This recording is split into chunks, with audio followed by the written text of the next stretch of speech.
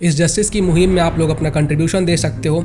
आपको ट्विटर के ऊपर जाना है और #SpeakUpForShakti ट्वीट करना है, या फिर किसी और भी सोशल मीडिया पे #SpeakUpForShakti के साथ पोस्ट कर सकते हो। बलात्कार इंडिया में सबसे कम रिपोर्टेड क्राइम है। इसका मतलब है कि लोग इसके बारे में रिपोर्ट ही नहीं करते हैं, कभी समाज के डर से, कभी पुलिस के डर से, तो कभी किसी और कारण से। और यही कारण है कि ऐसे केसेस बढ़ते जाते हैं। हमारे देश भारत के अंदर 99% ऐसे जो केसेस होते हैं वो अनरिपोर्टेड ही चले जाते हैं। ऐसा नहीं है कि कोलकाता के आर्जिकल मेडिकल कॉलेज में ये जो घटना हुई है यह पहली बार हुई है। जिस तरीके से इस घटना को अंजाम देने वाले लोगों को शील्ड करने की कोशिश की जा रही है, उसने पूरे देश के लोगों को झंझोर कर रख दिया है। ट्विटर के ऊपर जो लोग इस घटना के ऊपर आवाज उठा रहे हैं, जस्टिस की डिमांड कर रहे हैं, उनको कोलकाता की साइबर पुलिस नोटिस भेज रही है, उनके ऊपर कार्रवाई करने की बात कह रही है। मतलब कि जिन लोगों ने इस घटना को अंजाम दिया उनको पकड़ने के बजाय ये उन लोगों को नोटिस भेज रहे हैं जो जस्टिस की डिमांड कर रहे हैं। जो लोग इस डॉक्टर के पोस्ट के ऊपर वल्गर कमेंट्स कर रहे हैं, वल्गर पोस्ट कर रहे हैं, बहुत ही घटिया एकदम बेहुदा टाइप के पोस्ट कर रहे हैं, उनको अरेस्ट करने के बजाय, उनको नोटिस भेजने के बजाय कोलकाता की साइबर पुलिस उन लोगों को नोटिस भेज रही है जो जस्टिस की डिमांड कर रहे हैं, आवाज उठा रहे हैं। मतलब आखिर ये चल क्या रहा है? ये किस तरीके की पुलिस है और ये किस तरीके से काम कर रही है? टीएमसी के एक लीडर और राज्यसभा के एक्स एमपी शांतनु घोष ने बताया कि ये जो आरजीकर मेडिकल कॉलेज है इसके अंदर एक नेक्सस चल रहा था। एंड गेस व्हाट, के शांतनु घोष के साथ इस नेक्सस को एक्सपोज करने के बाद क्या होता है? शांतनु घोष को टीएमसी से निकाल दिया जाता है। एक और टीएमसी के लीडर ने बताया कि उनकी बेटी को इसी आरजीकर मेडिकल कॉलेज के अंदर सरस्वती पूजा में इसलिए इंटर नहीं करने दिया गया क्योंकि उसने इस नेक्सस को ज्वाइन करने से मना कर दिया था। जिस तरीके से निर्भया के केस में पूरे देश की जनता एकजुट होकर आवाज उठा रही थी, सेम उसी तरीके से इस केस में भी पूरे देश की जनता एकजुट होकर आवाज उठा रही है, अपने बाउंड्रीज को भूलकर, चीजों से आगे जाकर भी जस्टिस की आवाज उठा रही है। इस इंसिडेंट में जो डिटेल्स सामने आए हैं वो बहुत ज्यादा हैरान करने वाले थे। इसमें पहले तो डॉक्टर को बेरहमी से पीटा गया, उसकी हड्डियों को तोड़ दिया गया, आंख डैमेज कर दिया गया, और फिर वो घिनौना कार्य जो किसी भी व्यक्ति के आत्मा तक को झंझोर कर रख देगा। इस डॉक्टर के जस्टिस के लिए एक्टर, इन्फ्लुएंसर्स, कॉमन मैन सबने आवाज उठाया। बस इस जस्टिस की गूंज में कहीं एक कोना सन्नाटे से भरा हुआ था, और वो कोना था अपोजिशन का। पहले तो कई दिनों तक अपोजिशन ने इस पूरे मुद्दे पे अपनी जुबान बंद कर रखी थी।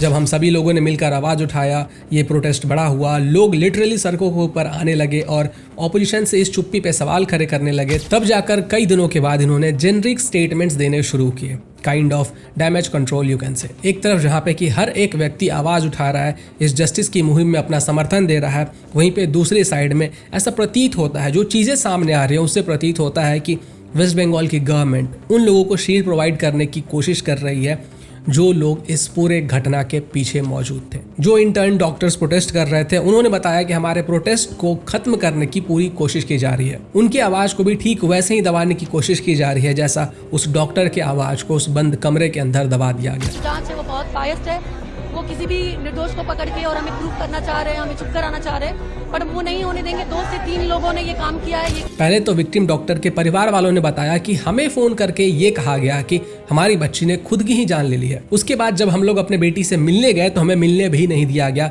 कई घंटों तक हमें खड़ा रखा गया। जब ऑटोप्सी रिपोर्ट सामने आई और डिटेल्स सामने आई कि आखिर में हमारी बच्ची के साथ हुआ क्या है, तब हमें पता चला कि एक्चुअली में हुआ क्या था। इस केस को सीबीआई को हैंडओवर कर दिया गया था, लेकिन सीबीआई के आने से पहले ही देखा गया कि जो हॉस्पिटल है उसके अंदर रिनोवेशन का काम शुरू हो गया था।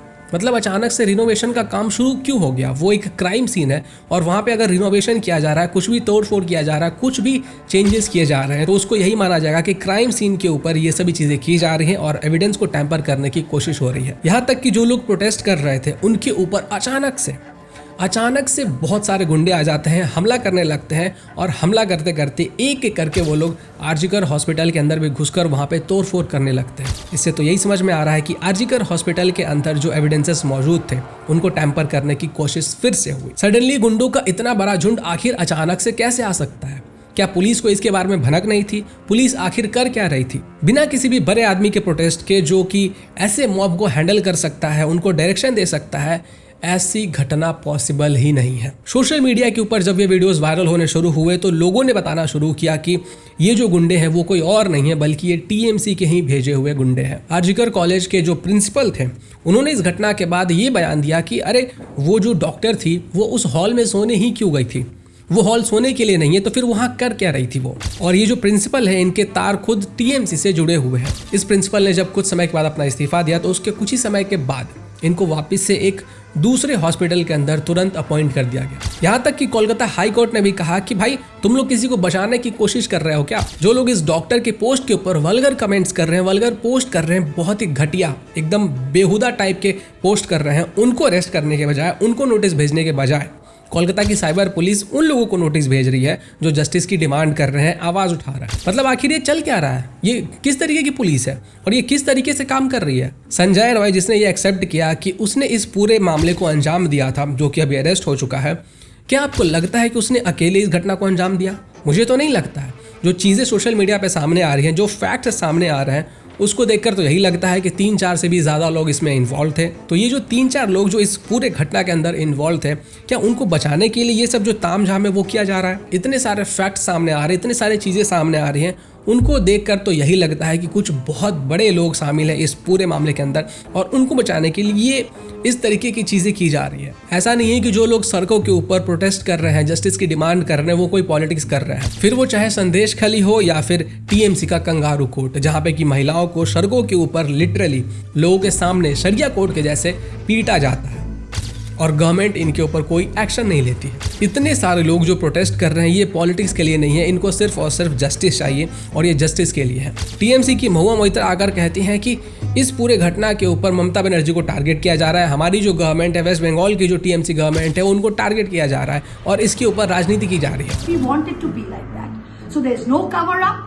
Mamata Banerjee is the only lady chief minister in India and has always stood for women's causes. To somehow put a political leaning to this and say that all of us are lapata ladies and all of us are somehow gungi guriyas is completely some kind of political narrative that we've had to face before and that we're going to fight back again.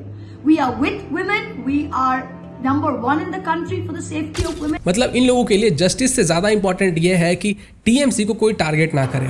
इनके लिए justice से ज़्यादा important ये है कि इस मुद्दे के ऊपर कोई राजनीति ना करे। इनके लिए जस्टिस से ज़्यादा जरूरी ये है कि इनकी पार्टी के ऊपर कोई आरोप ना लगे। मैं आपके साथ एक आर्टिकल शेयर करता हूँ जो कि 10-12 साल पुराना आर्टिकल है। इस आर्टिकल में बताया गया है कि इसी आरजीकर मेडिकल कॉलेज में सिमिलर घटनाएं पहले भी हो चुकी हैं और इस कॉलेज में रैकेट चलता है, एक नेक्सस चलता है। यहाँ तक कि इंटरनेट के ऊपर बहुत सारे ऑडियोज भी वायरल हुए हैं जिसमें यही सेम चीज़ें क्लेम की जा रही थी। ये जो ऑडियो है इसकी क्रेडिबिलिटी के बारे में मुझे आइडिया नहीं है कि ये रियल है या फेक है, लेकिन जो चीज़ें सामने आ रही हैं वो इसी तरफ इशारा कर रही हैं। इस ऑडियो में जो महिला बात कर रही थी उसने क्लेम किया कि वो भी आरजीकर मेडिकल कॉलेज की है और उसने अपना नाम भी बताया। ऑडियो में बताया गया कि आरजी कॉलेज में नेक्सस चल रहा है और प्रिंसिपल भी इसमें इन्वॉल्व है और क्योंकि प्रिंसिपल की कनेक्शन बहुत पावरफुल लोगों से है इसलिए उसके खिलाफ कोई कुछ बोलता नहीं है। पर इस विक्टिम डॉक्टर ने आवाज उठाने की कोशिश की थी, इसलिए इसके साथ ये सब कुछ हुआ है। जब लोगों ने ममता बनर्जी के चुप्पी के ऊपर सवाल उठाया तो ममता बनर्जी ने प्रोटेस्ट शुरू कर दिया। किसके खिलाफ? ममता बनर्जी के खिलाफ। वेस्ट बंगाल की जो सीएम है वो ममता बनर्जी है और ममता बनर्जी ही प्रोटेस्ट कर रही है वेस्ट बंगाल के गवर्नमेंट के खिलाफ। तो ये सब जो डिटेल्स हैं, ये जो सामने आ रहे हैं, इसको आपको देखकर क्या लगता है, ये किस तरफ इशारा कर रहा है? इस वीडियो को जितना हो सकता है शेयर करें ताकि लोगों तक ये इन्फॉर्मेशन पहुंचे और अपनी आवाज जरूर उठाएं #SpeakUpForShakti हैशटैग के साथ।